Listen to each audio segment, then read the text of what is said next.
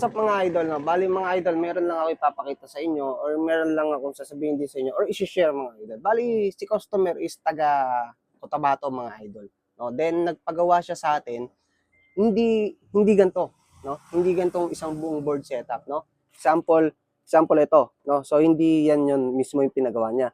Ang pinagawa lang niya mga idol is gantong klase. No? So yung pinaka mga breaker lang mga idol. Then ang lalagyanan na gagawin natin mga idol is yung ganto. Yan. So, itong gantong vortex na to is 12 way. Then, meron tayong mga ilalagay dyan ng mga breaker ng sa solar panel para sa battery. Then, mga protection device, SPD, para sa kidlat. Then, surge protection, mga idol, no? Para sa biglang pasok ng current. So, mga idol, meron pa akong isa pang ilalagay doon na very useful, no? So, parang 4-in-1 or 5-in-1 ata yun, no? So, Wi-Fi accessible yun, mga idol. Sobrang sulit nun. So, i-connect mo lang siya through Wi-Fi sa cellphone mo. Then, makikita mo yung mga active current na pumapasok sa pinaka-unit mo, no? So, ikakabit mo na lang to.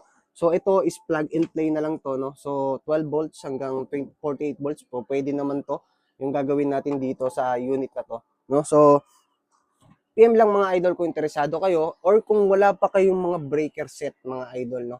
PM nyo lang ako mga idol, no?